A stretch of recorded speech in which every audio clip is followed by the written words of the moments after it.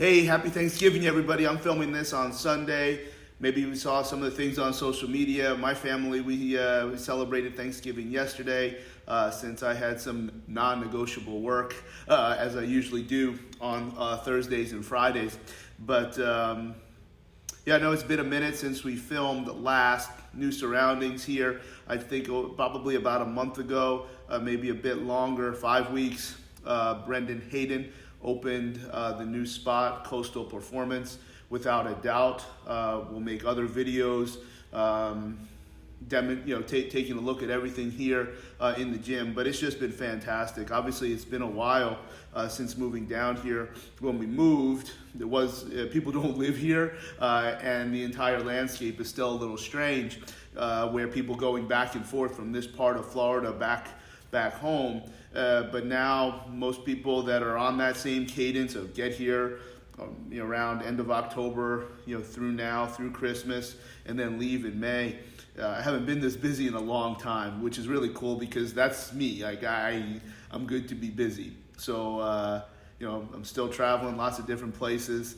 I haven't been to Disney in maybe like a month, so this is a big deal in terms of being busy, but I always try and get back into recording. Usually when I do one, I feel good about it, and then we start banging them out. So I think the last time we recorded something was the IG Live with Joel Proskowitz, which I thought was fantastic, and it was a lot of, as most of those talks are, trying to demonstrate that people in the profession can actually be friends and talk about things that have nothing to do with training or rehabilitation, etc. And then, of course, there were some very poignant topics that I thought we talked about. And all the IG Lives are archived on the website and on Instagram.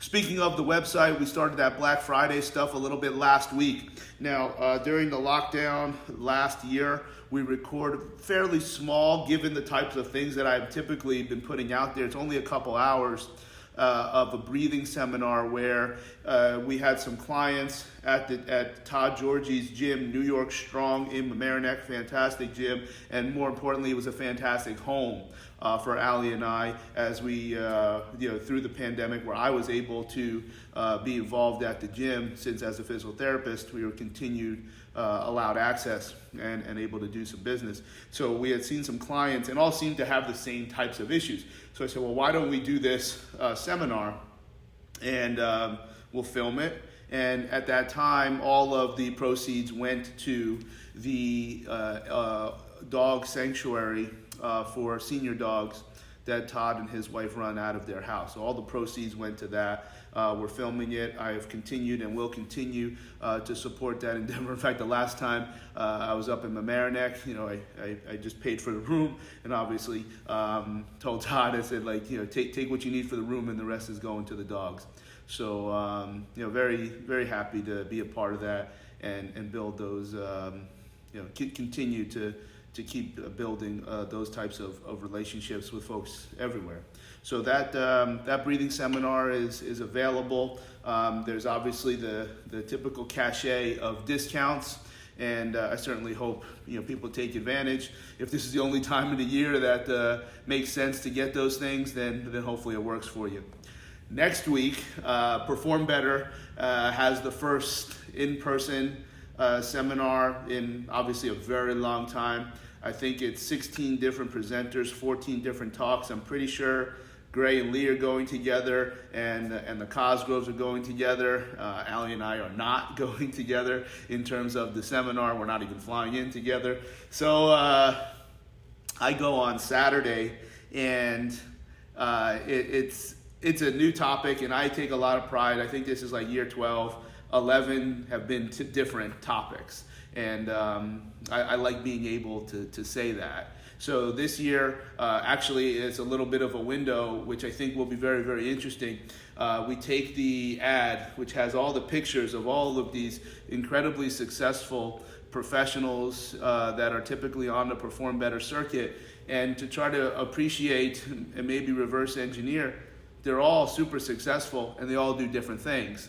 And I'm not going to dissect or comment on what I think somebody does, but the reality is there's a level of science that everyone is applying and I would like the listener or the student to start to appreciate what is the science behind decisions that we make in training and rehab. Because what I don't want is, no matter how engaging, how charismatic, how funny, how this person makes you feel so good about yourself, all of those things are really, really important in a presenter or a model that you try to replicate or emulate. But they're science. And there's things that if you can't explain what it is that we're doing, I don't know that everybody needs a PhD in exercise physiology or physical rehabilitation. I think we need more, and I'm going to try and fill in that gap. Most importantly, the gap may not be filled, but hopefully it motivates the student or the listener to learn more, and then to be able to develop a program that allows them to be one of those faces up on the screen. So that's next week. It's Thursday, Friday, and Saturday in Providence, connected to the hotel. So once you're in, there's not a need to be in a lot of different places. It should be very, very exciting. I'm sure Perform Better is taking significant lengths to continue to provide an environment that people feel very, very comfortable in. So basically, it's not going to be these tight chairs. That's almost like a free-for-all in where you sit and how. I'm pretty sure we're going to have desks and people will be spaced out appropriately. If that's the difference maker, well then it's kind of good to see that any company is doing those types of things. Certainly one that my bias is clear. I think this is the all-star team, and the hatred that sometimes people put towards that group probably confirms that this is the top group. But I hope that what I'm going to do has resonance and stands out. So whether I'm here in Florida, whether I'm on a plane, I'm still going back up to New York. We still have the 2 offices. I'm there once a month. Kyle's holding it down. We're very close to hiring someone else. We'll see how that goes. But here in Florida, and then obviously the things that we see on charlieweingroff.com. Now, just so I don't leave you with anything more than just advertisement, something that's very, very interesting. So, as I've said a long time, yes, it's kind of cool when you work with professional athletes. That being said, professional athletes don't really live in New York City. They come to New York City. So you don't, when you're there, you don't have this incredible runway of time to work with these folks. So most of the, whether it's through Canada or when I work with players privately, but now in Florida, there's guys that actually live here, particularly in golf and tennis. And at the elite level, it's really starting to beg the question. You know, I'm sitting here in Iraq, here at the gym. I can give you a little, let's see, what do we got over here? There's some Kaisers, and we're looking outside, and I think there's the Proteus, out here over my other shoulder. I don't think you'll be able to see, but right there is the outdoor putting green over on the other side. We'll do a great video when George gets down here and show everybody the gym. But I don't know that we always need all those things. When you're dealing with an athlete that has extremely high-level technical skills and already has demonstrated exceedingly high levels of speed, strength, power, all of these micro qualities. And I say micro because, as many know, in my philosophy, as I learned from Val Nesedekin, I would consider the relevant work capacity to demonstrate those qualities would be the macro qualities. That being said, the work capacity is without a doubt the most crucial component so that the athlete can be who they are as often as possible. That is, if there is an end-all, be-all, can the athlete be who they are as often as possible? Consistency is what we see in the best performers at any level. Even if you are a more marginal performer, if you are consistent, you'll usually find higher levels of mastery. You may not be able to jump as high or run as fast or hit the ball as far. Nonetheless, you'll be very, very consistent, and with that consistent, maybe we finish or we are able to deliver levels of performance that are probably going to be higher than the sum of this average of being great and then poor and then great and then poor. And what I'm starting to see is, also keep in mind this bias where a lot of what I'm doing is not managing this very detailed 12-month fitness approach, probably because it's not that important. They've already demonstrated this high-level fitness. How do we recover as quickly as possible from the intelligent training? Because intelligent training should probably lead to less demands to recover. So then we can compete harder and we can practice harder. And all of these concepts should track back to all types of individuals, whether it's a professional athlete or general population. And as I'm engaging in what would be goals primarily to recover and maximize the resistance phase so we can have these mini stages of overreaching more often so we can get better quality repetitions in practice and more consistent performance in the competitions. Now, that's not lifting hard. That's not maxing out. That's not getting after the maximal effort method. Because all of those, and dozens and dozens more, these are all very, very intelligent approaches. I don't know that they're absolutely necessary in the highest level of athlete in season.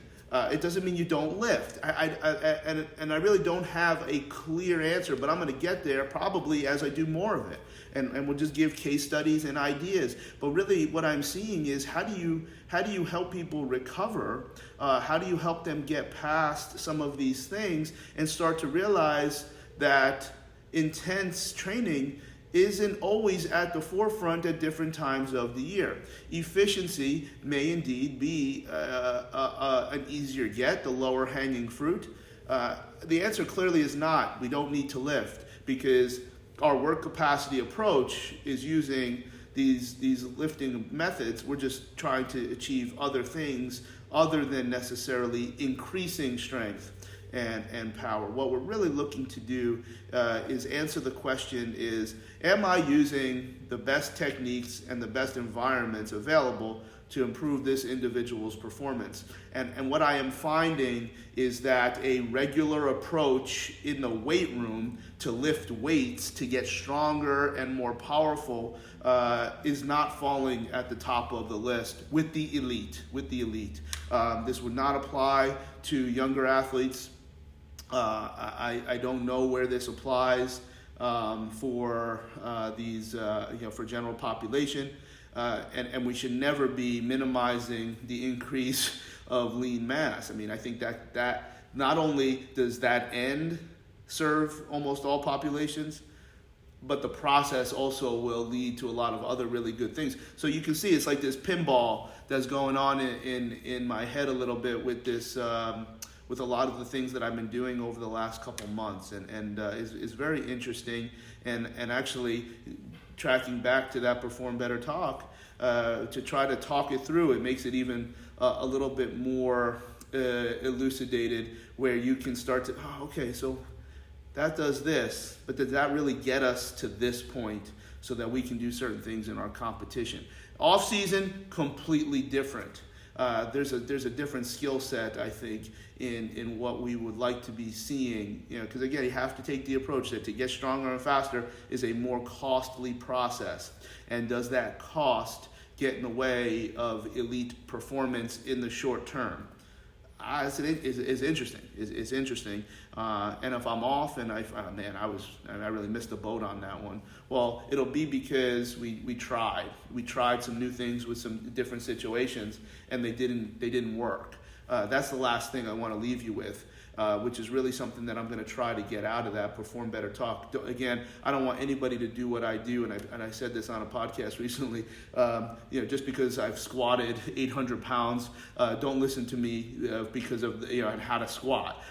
Just because I've done a Van Damme, don't listen to me because of you want to learn about mobility. Do it because something made sense. You tried it, but you also tried another approach. You took 5 people and did it this way. You took 5 people and did it that way. And you flipped the coin and you saw what comes out in the wash. And I think that's really a completely void process. People just do what someone else says. How about you do what 4 people say, 3 people say? When I put up 3 fingers, I mean 3. And just see what happens and be your own scientist. And I think that's something that I'm hoping to get across with myself over the next little bit, but also with that seminal talk of reopening shop with Perform Better. Hope that all makes sense, and we'll talk to you soon.